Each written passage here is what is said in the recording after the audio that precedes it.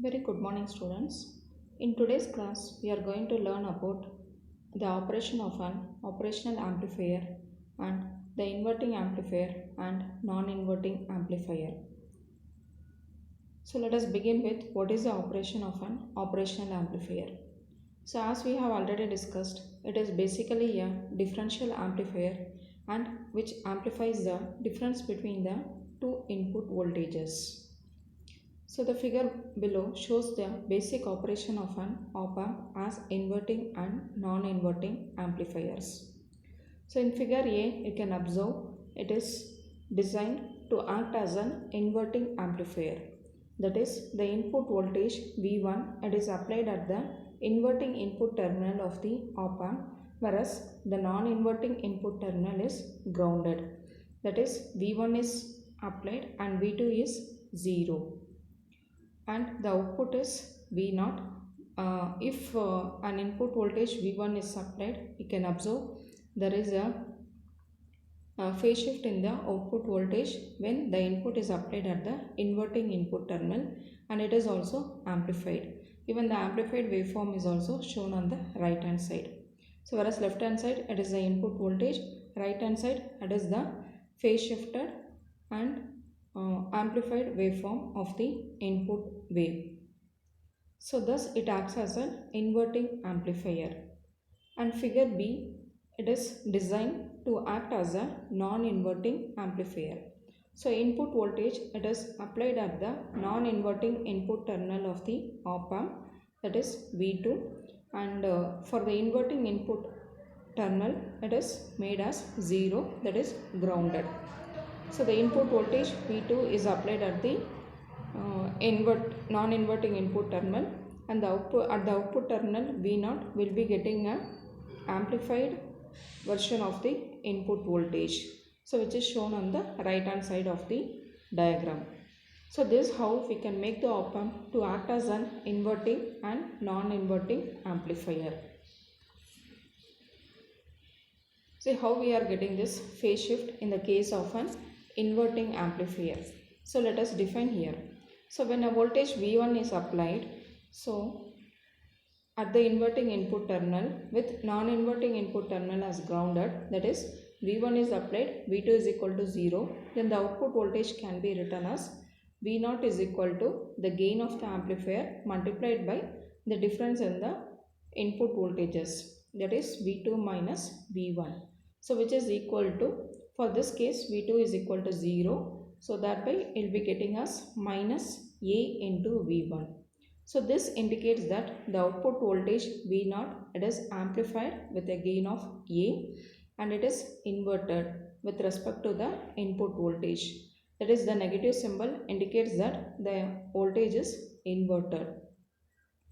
On the other hand, for the non-inverting amplifier, V2 is applied at the non-inverting input terminal, whereas V1 is grounded. That is, inverting input terminal is grounded.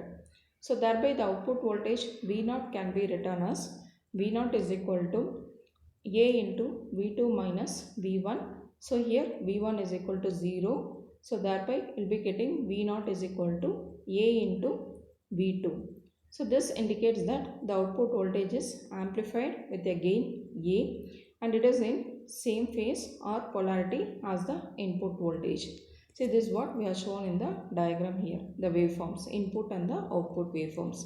For the inverting amplifier, the output will be inverted and it is amplified. For the non-inverting amplifier, it is in the same phase as the input voltage and it is amplified. So let us analyze the op-amp circuits by assuming some conditions. So the first assumption is that it has got zero input current. As we have discussed, the ideal characteristics of an ideal op-amp is the infinite input, it has got infinite input resistance. So if there is an infinite input resistance, there will not be any current inside the op-amp. That is, no current flows into the op-amp. So this makes the input current as 0.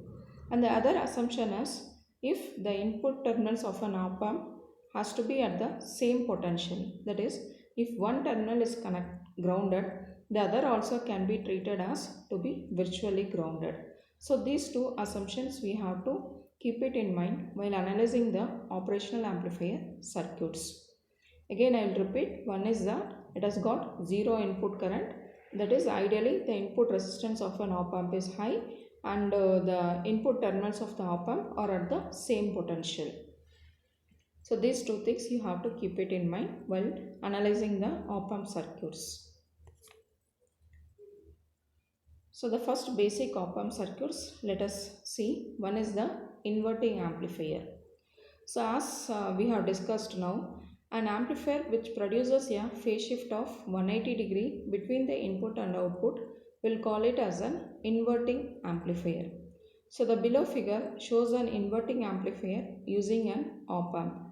That is, input is fed at the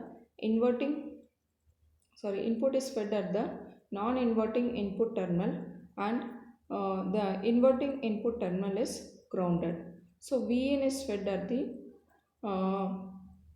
non-inverting input terminal with the help of a resistance R1, and in between the input and the output there is a feedback resistance RF, which is connected across the point A and the output voltage V0.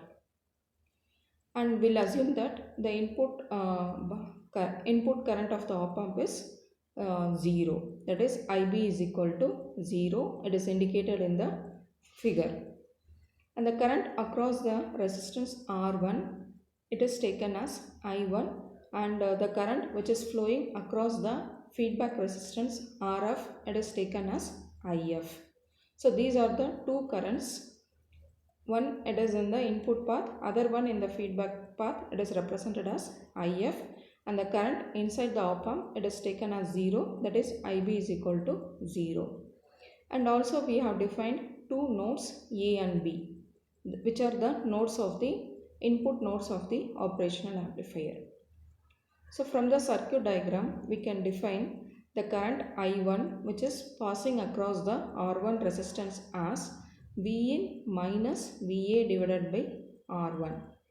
That is, by keeping the concept of virtual ground, that is, since Vb is at the ground potential, we assume that Va is also at the ground potential, hence Va is equal to 0. So thereby we can write I1 is equal to Vin minus 0 divided by R1, and finally we will be getting I1 is equal to Vn divided by R1. Now let us define what is IF. So IF is the current which is flowing across the feedback resistor RF. So IF can be written as the difference in the voltage between Va and V0 divided by RF. As we now have assumed that Va is equal to 0, we will be getting IF is equal to minus V0 by RF. And another assumption what we have made is the op amp input current is 0. Hence we can assume that I1 passes across RF as IF. That is, I1 is equal to IF. So by substituting the parameters of I1 and IF, what we have derived here, that is I1 is equal to Vin by R1 and IF is minus V0 by RF. So let us equate I1 and IF, and we'll find out what is V0, which is the output voltage of the op amp. So we are getting V0 is equal to minus RF by R1 into Vin. So here we can say that the RF by R1 is the gain of the amplifier, and the negative sign indicates that the output is inverted. So V0 is equal to minus AV into Vin, whereas AV is the gain of the amplifier, and for the inverting amplifier the gain is RF by R1. So below we have shown the waveform of the input voltage and the output voltage. So you can observe there is a 180 degree phase shift with respect to the input voltage, which is obtained at the output terminal, and even the voltage is also amplified. So this waveform shows the input and output voltage at the input and output terminal. So this is about the inverting amplifier. So let us study what is a non-inverting amplifier. So whenever the operational amplifier amplifies the input without producing any phase shift between the input and output, we'll name it as non-inverting amplifier. So the below figure shows the non-inverting amplifier. So how to construct this is, input has to be given at the non-inverting input terminal as Vin, and for the inverting input terminal it has to be grounded via the resistance R1, and there is a feedback resistance RF which is connected between the node A and the output voltage V0. So from the circuit, the potential at node B, which is VB, it is equal to the input voltage Vin. So by using the concept of virtual ground, we can say that even at the another input terminal also it is the same, that is VA is equal to VB is equal to Vin. So by keeping this in mind, we can write the expressions for I1 and IF. So I1 is nothing but the current across the R1 resistor, which can be written as the difference between VA and the ground, that is VA minus 0 divided by R1. So I1 will be getting us Vin divided by R1. And for the IF, that is the difference in the voltage between V0 and VA divided by the RF. So as per the assumption, the input current, op-amp input current is 0. So we can assume that I1 is the same which is passes across RF also. So I1 is equal to IF. So using this I1 is equal to IF, we'll equate both the equations and we'll try to find out what is V0 here. So let us equate I1 and IF and we'll simplify. We are getting finally V0 as 1 plus RF by R1 into Vin. That is the output voltage seems to be amplified with respect to the input voltage, and the gain of the amplifier is 1 plus RF by R1. And in the waveform also it is represented here. The first one, it is the input voltage, and the second waveform it is the output voltage, and you can observe the output voltage is amplified and there is no phase shift. So this is about the inverting amplifier. So from the final equation we can say that the output voltage is amplified with a gain of 1 plus RF by R1. So thank you students. Let us continue in the next class.